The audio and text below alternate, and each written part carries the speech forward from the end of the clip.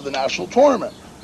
And I watched a kid who I destroyed, who got the first seed by default in the tournament because I was undefeated, pin his way through the junior college national tournament and go on to take, and I think his 3 years later, went on to take 4th place in the NCAA Division I tournament for Penn State.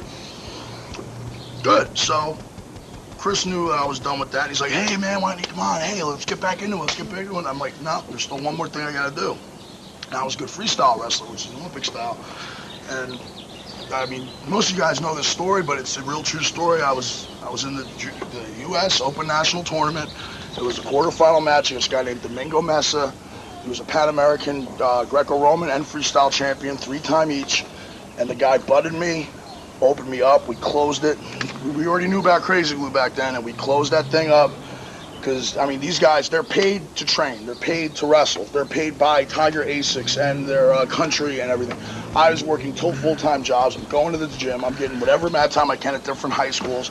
I'm running 5 miles in the morning. I'm running 3 miles in the afternoon. I'm running 2 miles at night. I'm doing all these different wrestling things. I'm hitting every tournament I can go. I'm going all over New Jersey, New York, Pennsylvania, hitting these tournaments. So I win all. I actually won the New Jersey, the Pennsylvania, and the Delaware State Open tournament to qualify for the national tournament. So I was pretty good. And this guy, he butts me, and I get mad, and I snap him down, duck under, throw him down, crossface, hook, underhook. It's called a reverse headlock move. Him with the lower back, I can't even demonstrate it on. It's basically the crippler crossface. The crippler crossface, you got the guy's arm like this, and you got the crossface. Well, with this move, you're sit out the same way, but you're underneath his arm, and you have him cinched. And what you can do with this move is you go this way. He exposes his back, it's 2 points, you can keep doing it. Well, as I tried to hook him, he went like that, and I had to, I have a temper. And back then, you're 19 years old, you're growing, you don't care about nothing, and I just took this kid, I put both feet on the mat, threw my hips straight up in the air, and took one huge step back, and arched straight back, and this guy's back. If this is his back, okay, this is his face, this is his belly, this is his back, I'm here. Okay, he did this and stayed like that, bent at an angle, and I broke his back. And I didn't mean to do that, and I went, Jesus, I can't believe I did this. But it's a legal hold, a legal move, and I got DQ'd. And if I didn't get DQ'd, I'm in the semifinals, and I'm wrestling Bruce Baumgartner. And I'm not going to sit here and say I could have beat Baumgartner, because I'll be honest with you, I don't think I could have, but I would have known how good I was. That's all I want to know. I just want to know how good I could have been.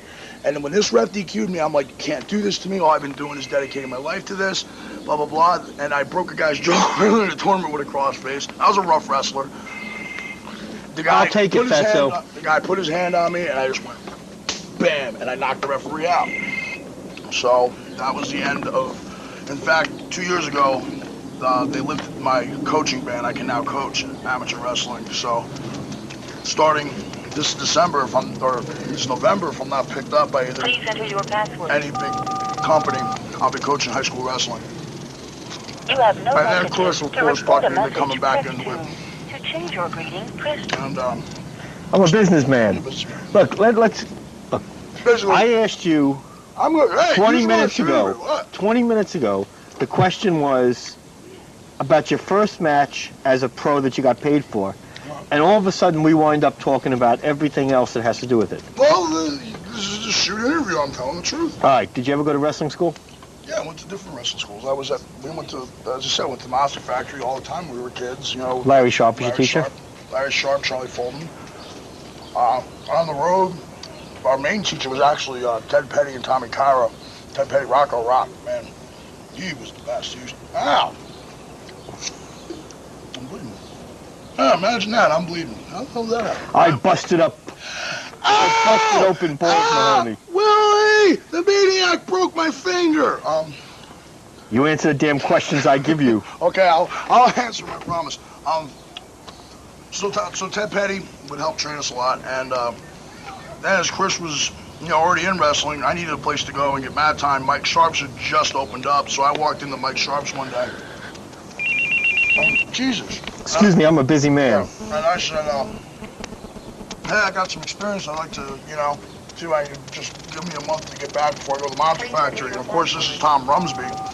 You know Tom Rumsby, right? Yep, I do. Does anybody know Tom Rumsby, Fat Tom? Fat Tom, who almost single-handedly ruined independent wrestling in New Jersey, which was then finished off by Dennis Corluzzo and Tony Falco. And he was like, yeah, sure, why didn't you ring with my kid, who little Tom Jr. And he goes, he knows what he's doing, and wore a mask, and he never even been, trained, been in a real match. So I'm like, all right, and I get in the ring and do this, and so the kid's I can't, like, Carl, baby. what can you do? I have to do this important interview. So I went, no, headlock, tackle, drop that. And the kid's like, whoa, stop. And I just started going right in the spots, You saw So Wee-Wees. within 2 weeks, I was... Okay, Mom, I'm going to be over in a few minutes. 2 weeks, the head trainer at Mike Sharp's school, when it was originally in Bricktown, Mike was... That's Iron Mike Sharp. Iron Mike Sharp. Used to wear the thing on his arm. Hey, that guy. So from the day of walking in there to 2 weeks later, I went from being a student who they're trying to make money off of to the trainer. I can't. Daddy has to finish this. And I was teaching even jumping stuff, and that's what I call it. Jumping Jack Flash was his gimmick, so we used to call him jumping. Yeah, have an ice cream. That's my son. He wants his daddy. And the boss is throwing a fit. But so I went there for about 6 months, and saved up money, got a good car, and started traveling 3 days a week down to the Monster Factory, which is what I should have been doing right away. But and Candido at this point was already in Memphis, and he just got back. And I'm like, Chris, help me out, man. Because I went down to the Monster Factory.